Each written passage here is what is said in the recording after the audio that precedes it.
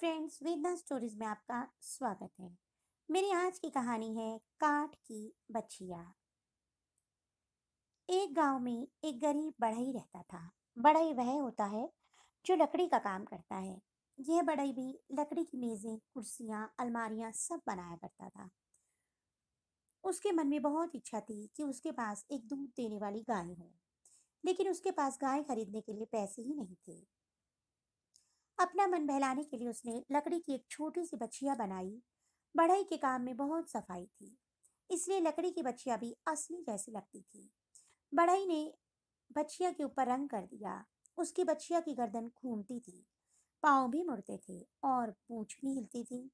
बढ़ई अपने आप को दिलासा देता था कि एक दिन उसकी बच्चिया एक बड़ी गाय में जरूर बदल जाएगी। उसका एक दोस्त था जो गडरिया था। वह अपनी भेड़ बकरियों को चराने के लिए ले जाता था। बढ़ई का दोस्त गडरिया एक दिन उसके घर आया। उसने देखा कि एक सुंदर बछिया बढ़ई के घर में बैठी हुई थी। गडरिया ने बढ़ई से कहा, तुम इस बच्चिया को मेरी भेड़ बकरियों के साथ चरने भेज दो। लगता है कई दिनों से बाहर नहीं गई है, इसलिए शांत बैठी है। बढ़ई ने मना किया, नहीं भाई, यह अभी बहुत छोटी है, चल फिर नहीं सकती, उसे रहने ही दो। तब गडरिये ने कहा, कोई बात नहीं, मैं इसे अपने कंधे पर बिठाकर ले जाऊंगा, शाम को वापस ले आऊंगा।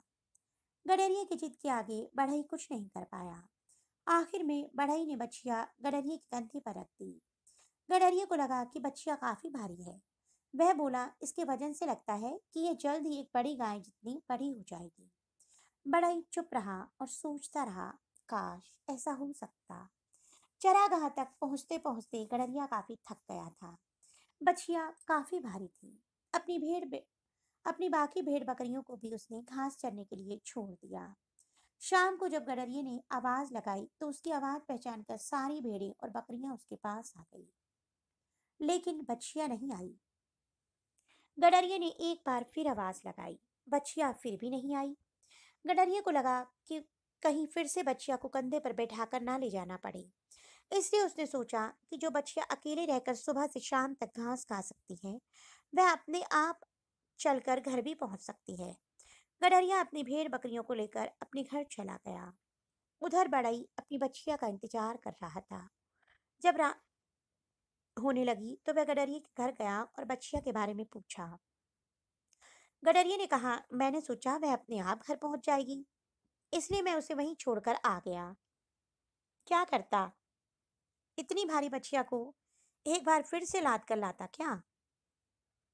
लेकिन उसे ले जाने की जिद तो तुमने ही की थी ना? बढ़ई बोला।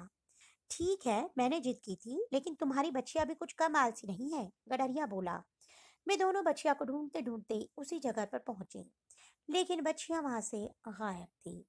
तब गडरिया बोला, देखा, मैंने इतनी आवाजें लगाई पर महारानी जी नहीं आई, और देखो जरा, अब खुद ही गायब हो गई। बढ़ई की बच्चिया खो गई थी।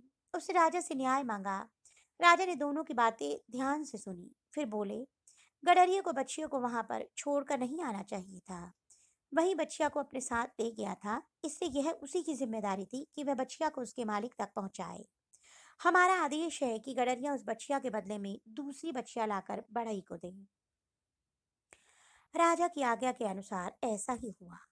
कुछ दिनों के बाद यह नई बच्चिया एक गाय जितनी बड़ी हो गई, दूध देने वाली एक बढ़िया गाय जितनी। और इस तरह बढ़िया की इस तरह बढ़ई की काठ की बच्चिया सचमुच एक गाय में बदल गई। तो दोस्तों, आपको मेरी कहानी कैसी लगी, कमेंट बॉक्स में अवश्य बताइएगा। जल्द ही एक नई कहानी के साथ मिलूंगी, तब तक के लिए बाय बाय।